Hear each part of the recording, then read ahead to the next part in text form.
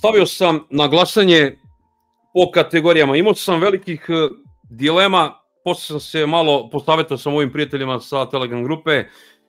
Najveći problem je predstavljao Xiaomi 15T Pro, zato što on ima skoro sve odlike pravog flagship telefona. Međutim, stavio sam greškom njega na glasanje na YouTube kao flagship, ipak sam odlučio da on bude viša srednja klasa i ja se izvinjavam svim korisnicima Xiaomija što Redmi Note 14 Pro Plus, moj omiljeni telefon, nisam uopšte stavio na glasanje, znači nije namerno, sasvim je slučajno, što vidite nema lažnje, nema prevare, znači kompaktni telefon godine je Samsung S25 sa 49%, iza njega je Xiaomi 15, pa sledeća kategorija je najviša srednja klasa, ona druga grupa, ovo je greška što sam ja stavio kao flagship.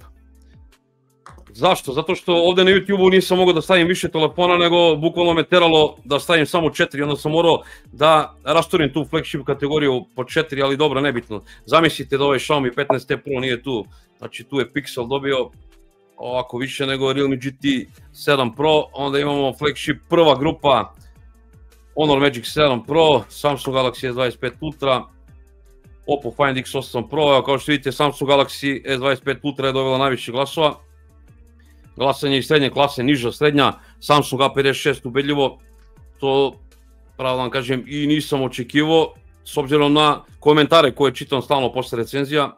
Glasanje za telefon iz srednje klase, ona viša srednja, ovde je Honor 400 Pro i imamo glasanje za Kršić, to nisam rekao, možda ljudi ne razumeju šta je Kršić, to je budžetni telefon, znači ne najgori telefon, nego morao sam da stavim ove najjeftinije telefone, znači kao što vidite Honor Magic 7 Lite je odneo najveći procenat glasova, a iznenadilo me, na primjer, evo pogledajte ovo, Samsung Galaxy A17 je imao veći procenat glasova nego Samsung Galaxy A36, što je meni neverovatno, ali dobro. Sada ću čas da vam pokažem i kako je glasala moja Telegram grupa. Telegram grupa je za nižu srednju klasu izabrala A56. Ubedljivo, kao što vidite, i to me iznenadilo, 52% je A56 dobio glasova moje Telegram grupe. Znači, viša srednja klasa, kao što vidite, Xiaomi 15T Pro je pobedio, ali zapetamo Honor 400 Pro, to je neko i moje mišljenje, pravo da vam kažem, nisam se iznenadio ništa. Flagship, ubedljivo, kao što vidite, dobro nije ubedljivo, je pobedilo Ultra, a iza toga je Oppo Find X8 Pro, ima veći procenat glasova nego Honor Magic 7 Pro. Jako zanimljivo, znači ovo je glasanje Telegram grupe. Kompaktni telefon godine je S25 po glasovima Telegram grupe. Sada ću da vam čas pročitam telefone, znači prvih pola godine ko nije gledao, ko je slučajno došao, znači imali smo 12 telefona, drugi deo godine isto 12 telefona, ukupno 24 telefona, evo, moj šrakopis, pogledajte, znači zapisao sam, znači prvi telefon rađen Xiaomi Redmi Note 14 Pro Plus još 14. januara, 24.1. Honor Magic 7 Lite, znači 4.2. Samsung Galaxy S25, 8.2. Realme GT 7 Pro, 25.2. Honor Magic 7 Pro, 28.2. Oppo Find X8 Pro, 25.3. Samsung Galaxy A56, 1.4. April ili Samsung Galaxy A36, 8.4. OnePlus 13, 29.4. Xiaomi 15, 8.5. Pixel 9a, 22.5. Realme 14, prva polovina. Sada idemo druga polovina, već 10.7. OnePlus 13s sam imao, 23.7. Honor 400, 37. Samsung Galaxy S25 Ultra, 1.8. Realme GT7, 10.8. OnePlus Nord 5, 19.8. Samsung Galaxy S25 Edge, 12.9. Honor 400 Pro, 19.9. Nothing Phone 3, 24.9. Samsung Galaxy A17, 7.10. Red Magic 10s Pro, 10.10. Pixel 10 Pro i 21.10. Xiaomi 15T Pro. Ja mislim od ovog malog kanala da je više nego dovoljno. To je taj Kršić godine, što ja kažem, onako simpatično, to je taj budžet telefon, to je za manje zahtevne korisnike. Znači tu sam imao ovaj Magic 7 Lite, imao sam A36, Samsung Realme 14, imao sam Samsung A17. Šta misliš ti ovako od ova 4 telefona? Znači ubedljivo je 7 Lite pobedio i ja se slažem da je 7 Lite reci mi tvoje mišljenje pa da proglasimo. Takođe, ja mislim da sam isto glasao za 7 Lite, ja bih njega u toj kategoriji, u toj klasi bi izabrao kao najbolji telefon. Taj telefon ima i brzo punjenje, ima i dobar PWM ekrana, znači nešto što neke stvari koje mi na Samsungu fale, na primjer, te dve stvari. Ovo ostalo su otprilike tu negde, ali ja bih za svoj opis izabrao Magic 7 Lite. Znači, pobednik u ovoj kategoriji kršići, kako ja kažem, onako simpatično, je Magic 7 Lite ubedljivo, to sam rekao u prvoj polovini godine, nisam ni očekivao da će neki da bude bolji, nisam ih nešto mnogo imao, nažalost imao sam samo par tih jeftinih telefona, uglavnom više volim moje mid-range telefone i ove flagshipove. Što se tiče srednje kategorije, podelio sam na nižu i višu kategoriju, možda sam i flagship trebao da stavim niže i više, ali izvinite nisam, odvojio sam neke u kompaktne telefone. Ostavio sam jednu kategoriju za kraj, to je najgori telefon godine i jedan koji je na mene najviše ostavio utiska. Znači, niža srednja klasa, znači Xiaomi Redmi Note 14 Pro Plus koji je prvi rađen na ovom kanalu, on je otprilike sad možda se nađe na oglasima od 220 evra polovan pa na više. A56, ono 230, već onaj jeftinije može se nađe na oglasima, Honor 400, već i od 250 evra pa na više, to govorim čisto da znate otprilike vi koji ne pratite kolike su cene tih telefona sad trenutno. Nord 5 već od 350 evra može se nađe na oglasima. Znači ovde je ubedljivo pobedio A56, to je i moje mišljenje. Savke, reci tvoje neko mišljenje.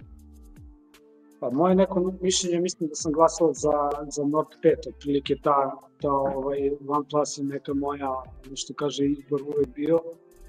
Iako nosim sada Honor, nisam ni pre bih izabrao, na primjer, OnePlus Nord 5 u odnosu na Honor 400, ali Best Buy, tačno, ljudi su izabrali A56 po odnosu cene i kvaliteta, trenutno A56 je sigurno prvi izbor.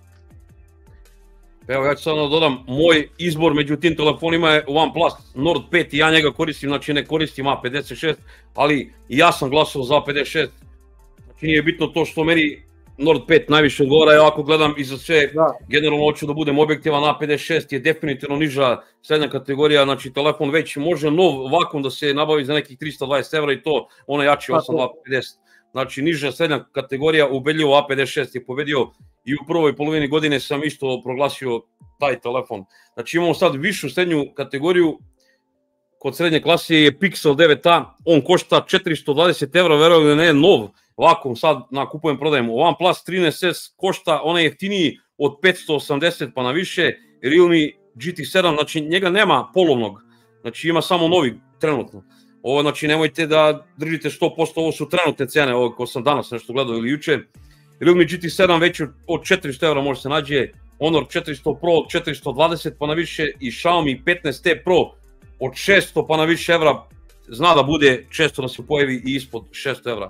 Ovde je ubedljivo pobedio Xiaomi 15T Pro, dobio je moj glas. Savke, šta ti misliš? Pa 15T Pro svakako je jedan od najboljih telefona u toj klasi, možda trenutno i najbolji. Jedino ono što se kaže, 400 Pro je izašao ranije pa mu je pala cena, jeftinio je, sad ne znam, otprilike 100 evra, sigurno možda i više u odnosu na 15T Pro, pa je on možda sada i najbolja kupovina. Tako da eto, za mene je onda 400 Pro i rekao si više 13S je bio u klasi, tako. Da, 13S. 13S, za mene 13, OnePlus 13S, taj telefon si ti imao, ja sam ga video lično, na prvu mi se svideo, tu nema sumnje, kad bih birao između 400 Pro i 13S, sigurno bi 13S birao zbog operativnog sistema, njegove brzine u radu, znači to je neuporedivo u odnosu na Magic UI. Vidi se razliku u brzini. Ja bih izabrao od ovih telefona, za mene lično to je OnePlus 13S, proglašavam znači za telefon godine u višoj srednjoj klasi, ubedljivo Xiaomi 15T Pro, znači imao sam ga, ja sam oduševljen s tim telefonom, ja da se pitam, taj telefon bi bio flagship, znači i po meni je Best Buy uređaj, najviše se dobija za ono sad trenutno koliko košta, on je kad se pojavio na oglasima pre koliko mesec, malo jače, košta oko 800 evra, sad već može se nađe blizu 600, tako da je to po meni i Best Buy mid-ranger. Sad idemo ovako, pre flagshipa da pogledam, da kažem ovako kompaktniji uređaj godine, znači tu sam stavio S25 koji je isto moj izbor, ja koristim taj telefon, znači Samsung Galaxy S25, Xiaomi 15, OnePlus 13S, Pixel 9a i moram da tu napomenem i Pixel 10 Pro zato što je i on 6,3 inča isto kao i Pixel 9a, tako da tu je ubedljivo pobedio S25, znači to je moj izbor. Sad, koji je najbolji telefon, svi su rekli da je S25, reci Savke, tvoje neko mišljenje. Ja opet biram OnePlus 13S, to je za mene najbolji kompaktni telefon. Kompaktni telefon godine na Savke TV kanalu je Galaxy S25. Sada pređemo na flagship. Znači ovde radili smo Honor Magic 7 Pro, on je već od 600 evra pa na više može se nađe. Oppo Find X8 Pro, jako malo ga ima na oglasima, skoro pa da ga nema, ali ja ga nisam vidio ispod 650 evra i to sa kineskim romom. S25 Ultra već može od 720 evra pa na više da se nađe i to najslabiji. S25 Edge sam morao da stavim u tu kategoriju. Nothing Phone 3 je od 600 evra pa na više i njega malo ima. Red Magic 10S Pro, jako je to posebna kategorija gamerskih, ali moram reći da je jednostavno flagship od ZTE 10S Pro je 800 evra koštao, a sad trenutno ga nema kod nas da se kupi uopšte. Pixel 10 Pro je oko 900 evra njegova cena novog, slabo ga ima polovni, znači ovde je ubedljivo pobedio S25 Ultra, iako Ultra nije moj izbor bi bio ovde, po mom nekom mišljenju, bi bio Pixel 10 Pro. Svaki tvoje neko mišljenje? Moje mišljenje, moj izbor, iako taj Oppo, što se kaže, nije dostupan zvanično kod nas, cena globalnih modela je znatno skuplja od ovih kineskih verzija koje si ti imao i koje se uglavnom pojavljaju kod nas, prodaju. Moj izbor je opet Oppo Find X8 Pro. Pazi, ja sam to rekao u prvoj polovini godine da je moj najbolji telefon.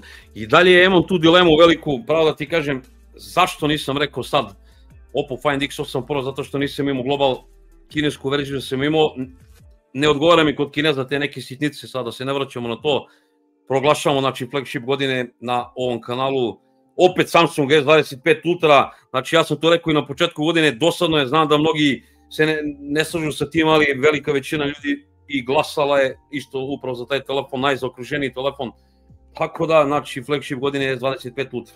Sada radimo. Ja ću sad da proglasim najgori telefon iz moje neke perspektive od ova 24 telefona za mene. Najgori telefon godine je Samsung Galaxy A17, znači evo još jedan pobednik u ovoj godini, znači A17. Je li imaš ti nešto da kažeš za neki najgori? Pa nisi ga koristio, što kaže sad malo je možda i glupo da ga spominjemo, nismo ga imali, ali do mene promašaj godine totalni iPhone 17.